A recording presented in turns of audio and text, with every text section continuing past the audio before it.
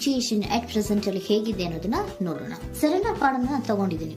Surrender to prior ಅಂತ ಕೊಡ್ತಾ ಇದ್ದಾರೆ. ನೀವು ಪ್ರಯರಿನ ಕಡೆಗೆ ಹೆಚ್ಚು ಗಮನವನ್ನ ಕೊಡಿ, ಸ್ವಲ್ಪ ದೇವರ ಕಡೆಗೂ ಹೆಚ್ಚು ಗಮನವನ್ನ ಕೊಡ್ಬೇಕಾಗತ್ತೆ. ಯಾವಾಗ ನೀವು ದೇವರನ್ನ ತುಂಬ ಹೃದಯದಿಂದ ಪ್ರಾರ್ಥನೆಯನ್ನ ಮಾಡಿ ನನಗೆ ಸಹಾಯವನ್ನ ಮಾಡು ಅಂತ ಕೇಳ್ತಿರೋ, ಆಗ ಅದೆಲ್ಲ ಸಮಸ್ಯೆಗಳಿಂದ ನೀವು ಆಚೆ ಬರ್ತೀರಾ. ಮಾಡೋದ್ರಿಂದ, ದೇವರನ್ನ ನೀವು ಧ್ಯಾನ ಮಾಡೋದ್ರಿಂದ ನಿಮ್ಗೆ ಏನ್ ಸಿಗುತ್ತೆ, ಯಾವುದೇ ರೀತಿಯ ಗೊಂದಲಗಳಿಗೆ ಅಥವಾ ಯಾವುದೇ ರೀತಿಯ ಸಮಸ್ಯೆಗಳು ನಿಮ್ಮಲ್ಲಿ ಇದ್ರೂ ನಿಮ್ಮ ಲವ್ ಲೈಫಿನ ವಿಚಾರವಾಗಿ ನಿಮ್ಗೆ ಆನ್ಸರ್ಗಳು ಸಿಗುತ್ತೆ, ಮತ್ತೆ ಸಪೋರ್ಟ್ ಕೂಡ ನಿಮ್ಗೆ ದೇವ್ರ ಕಡೆಯಿಂದ ಸಿಗುತ್ತೆ ಅನ್ನುವಂತಹದ್ದು ನಿಮ್ಗೆ ಹೇಳ್ತಾ ಇದ್ದಾರೆ.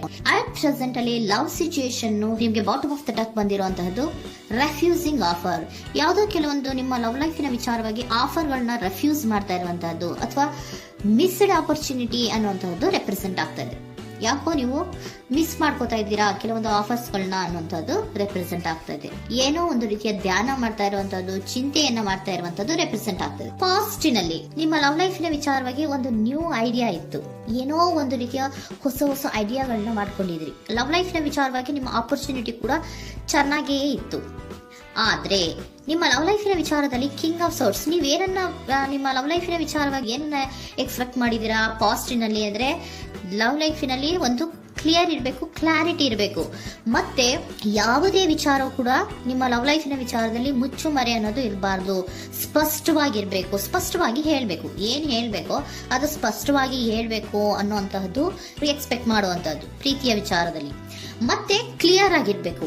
ಏನು ಅಂದ್ರೆ ನಿಮ್ಮ ಲವ್ ಲೈಫಿನಲ್ಲಿ ಒಂದು ಸ್ಟ್ರಾಂಗ್ ಆಗಿರ್ಬೇಕು, ಸ್ಟ್ರಾಂಗ್ ಬಾಂಡೇಜ್ ಇರಬೇಕು, ಮತ್ತೆ ಯಾವುದೇ ರೀತಿಯ ಚೈಲ್ಡಿಶ್ ಬಿಹೇವಿಯರ್ ಅನ್ನ ಮಾಡಬಾರ್ದು ಅನ್ನೋದು ಪಾಸ್ಟಿನಲ್ಲಿ ನೀವು ಎಕ್ಸ್ಪೆಕ್ಟ್ ಮಾಡಿರೋಂಥದ್ದು ರೆಪ್ರೆಸೆಂಟ್ ಆಗ್ತಾ ಇದೆ. ನೀವು ಅದೆಲ್ಲ ಎಕ್ಸ್ಪೆಕ್ಟ್ ಮಾಡಿದಾಗ ಯಾವಾಗ ನಿಮ್ಗೆ ಅದು ಸರಿ ಹೋಗಲ್ಲ ಅನಿಸ್ತೋ ಆಗ ನೀವು ಪ್ರೀತಿಯಿಂದ ಮುಂದೆ ಬಂದಿರುವಂತಹದ್ದು ಬಿಟ್ಟು ಮುಂದೆ ಬಂದಿರುವಂತಹದ್ದು ರೆಪ್ರೆಸೆಂಟ್ ಆಗ್ತದೆ.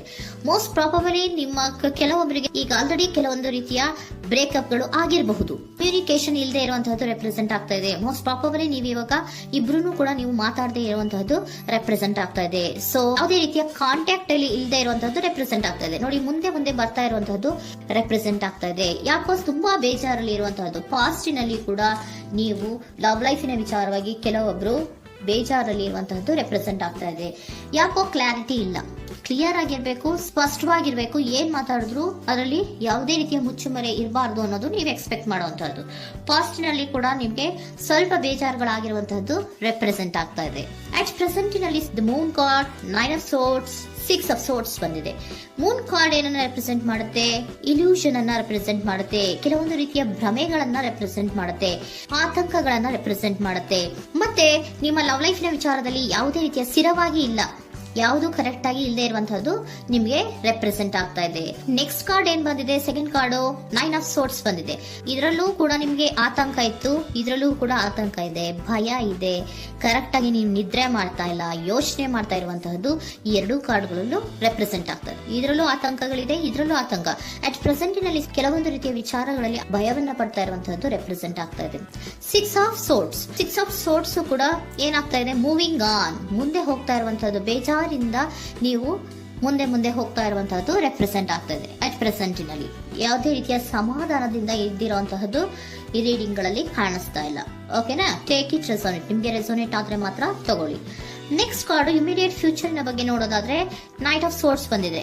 ಅಂದ್ರೆ ಈ ಕೆಲವು ಬೇಜಾರುಗಳಿಂದ ಏನ್ ಈ ಮೂವ್ ಆನ್ ಆಗ್ತಾ ಇದ್ದೀರಲ್ವಾ, ಕೆಲವೊಂದು ವಿಚಾರಗಳನ್ನ ಕ್ವಿಕ್ ಥಿಂಕಿಂಗ್ ಅನ್ನ ಮಾಡಿ ನೀವು ಮುಂದೆ ಬರುವಂತಹದ್ದು, ಕೆಲವೊಂದು ಆಕ್ಷನ್ಸ್ ಗಳನ್ನ ತಗೊಳ್ಳುವಂತಹದ್ದು ರೆಪ್ರೆಸೆಂಟ್ ಆಗ್ತಾ ಇದೆ. ನಿಮ್ಮ ಲವ್ ಲೈಫಿನ ವಿಚಾರವಾಗಿ ಕ್ವಿಕ್ ಥಿಂಕಿಂಗ್ ಅನ್ನ ಮಾಡಿ ಏನ್ ಮಾಡ್ಬೇಕು, ಹೇಗ್ ಮಾಡ್ಬೇಕು ಅಂತ ಕ್ವಿಕ್ ಥಿಂಕ್ ಅನ್ನ ಮಾಡಿ ನೀವು ಮುಂದೆ ಬರುವಂತಹದ್ದು, ಮತ್ತೆ ಕೆಲವೊಂದು ರೀತಿಯ ಆಕ್ಷನ್ ಗಳನ್ನ ತಗೋತಾ ಇರುವಂತಹದ್ದು ರೆಪ್ರೆಸೆಂಟ್ ಆಗ್ತಾ ಇದೆ. ಕ್ವೀನ್ ಆಫ್ ಕಪ್ ಏನನ್ನ ರೆಪ್ರೆಸೆಂಟ್ ಮಾಡುತ್ತೆ? ಬಹಳ ಕೇರಿಂಗ್ ಅನ್ನ ರೆಪ್ರೆಸೆಂಟ್ ಮಾಡುತ್ತೆ. ಏನಿರ್ಬೇಕು ಲವ್ ಲೈಫಿನ ವಿಚಾರದಲ್ಲಿ? ನೋಡಿ, ನೀವು ನೋಡ್ತಾ ಇರೋದು ಹೇಗ್ ನೋಡ್ತಾ ಇದ್ದೀರಾ? ನಿಮ್ಮ ಲವ್ ಲೈಫಿನ ವಿಚಾರದಲ್ಲಿ ಏನಿರ್ಬೇಕು ಅಂತ ಎಕ್ಸ್ಪೆಕ್ಟ್ ಮಾಡ್ತೀರಾ? ಸ್ವಲ್ಪ ಸ್ಟೇಬಲ್ ಆಗಿರ್ಬೇಕು, ಬಹಳ ಕೇರಿಂಗ್ ಇರ್ಬೇಕು, ಎಮೋಷನಲ್ ಇರ್ಬೇಕು ಅದರಲ್ಲಿ ಅನ್ನುವಂಥದ್ದು ನೀವು ಎಕ್ಸ್ಪೆಕ್ಟ್ ಮಾಡುವಂಥದ್ದು. ಈ ನಿಯರ್ ಫ್ಯೂಚರ್ ನಲ್ಲಿ ನೀವು ಆ ರೀತಿ ಎಕ್ಸ್ಪೆಕ್ಟ್ ಮಾಡುವಂತಹದ್ದು. ನೆಕ್ಸ್ಟ್ ಕಾರ್ಡ್ ಬಂದಿರುವಂತಹದ್ದು ಏರೋಫೆಂಟ್ ಕಾರ್ಡ್ ಬಂದಿದೆ.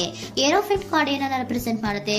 ಕೆಲವೊಂದು ವಿಚಾರಗಳ ಬಗ್ಗೆ ತಿಳ್ಕೊತಾ ಇರುವಂತಹದ್ದು, ಏನೋ ಕೆಲವು ವಿಚಾರಗಳ ಬಗ್ಗೆ, ನಿಮ್ಮ ಲವ್ ಲೈಫಿನ ವಿಚಾರಗಳ ಬಗ್ಗೆ ತಿಳ್ಕೊತಾ ಇದ್ದೀರಾ.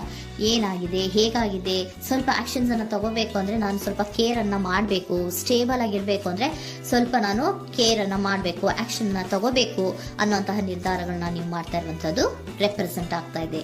ಹಾಗಿದ್ರೆ ಏಂಜಲ್ ಗೈಡೆನ್ಸ್ ಏನ್ ಕೊಡ್ತಾರೆ? Are you ready? ನೀನು ರೆಡಿಯಾಗಿದ್ದೀರಾ ನೀವು ಅಂತ ಕೇಳ್ತಾ ಇದ್ದಾರೆ ಏಂಜಲ್ಸ್ಗಳು. ಅಂದ್ರೆ ಏನು, ನೀನ್ ಇಲ್ಲೇ ಕುತ್ಕೊಂಡು ಅಳ್ಕೊಂಡು ಬೇಜಾರು ಮಾಡ್ಕೊಂಡು ಕುತ್ಕೊಳ್ಳೋದು ಬೇಡ, ಸ್ವಲ್ಪ ನೀನು ಮುಂದೆ ಮೂವ್ ಆಗು. ಅಲ್ಲಿರೋದ್ರಿಂದ ಏನು ಪ್ರಯೋಜನ ಇಲ್ಲ. Are you ready? ನೀವು ರೆಡಿ ಆಗಿದ್ದೀರಾ? With in the next few weeks, ಕೆಲವೊಂದು ವೀಕ್ಗಳಲ್ಲಿ, ಕೆಲವೊಂದು ವಾರಗಳಲ್ಲಿ ನೀವು ಏನಾಗ್ತೀರಾ? ಅಬಂಡೆನ್ಸ್, ಸಾಮರಸ್ಯ ಅನ್ನೋದು ಇರುತ್ತೆ. ಇಂಪ್ರೂವಿಂಗ್ ಹೆಲ್ತ್ ಅಂದ್ರೆ ಏನು, ನೀವು ಯೋಚನೆ ಮಾಡಿ ಮಾಡಿ ಮಾಡಿ ಏನ್ ನೀವು ಈ ಆರೋಗ್ಯವನ್ನ ಹಾಳು ಮಾಡ್ಕೊಂತ ಇದ್ದೀರಾ. ಸೊ ಇಂಪ್ರೂವಿಂಗ್ ಹೆಲ್ತಿನ ಕಡೆಗೆ ಗಮನವನ್ನ ಕೊಡಿ. ಆತಂಕವನ್ನ ಮಾಡ್ಕೊಂಡು ಭಯವನ್ನ ಪಡ್ಕೊಂಡು ಮುಂದೆ ಹೋಗ್ಬೇಕಲ್ಲ ಅಂತ ನೀವು ದಿನ ದಿನ ಹೆಂಗೆ ಕಾಲವನ್ನ ಮುಂದೆ ಹಾಕ್ತಾ ಇದ್ದೀರೋ ಅದಕ್ಕೆ ಏನ್ ಹೇಳ್ತಾ ಇದ್ದಾರೆ? Are you ready? ಮುಂದೆ ಬರೋದಕ್ಕೆ ನೀನ್ ರೆಡಿ ಆಗು. ನೀವ್ ಅಲ್ಲೇ ಕೂತಿರೋದ್ರಿಂದ ಯಾವುದೇ ರೀತಿಯ ಪ್ರಯೋಜನ ಇಲ್ಲ. ಸ್ವಲ್ಪ ನಿಮ್ಮ ಹೆಲ್ತಿನ ಕಡೆಗೆ ಗಮನವನ್ನ ಕೊಡಿ. ಸಮೃದ್ಧಿ ಅನ್ನೋದು ಬಂದೇ ಬರುತ್ತೆ, ಸಾಮರಸ್ಯ ಅನ್ನೋದು ಇದ್ದೇ ಇರುತ್ತೆ ಅನ್ನೋದು ಹೇಳ್ತಾ ಇದ್ದಾರೆ.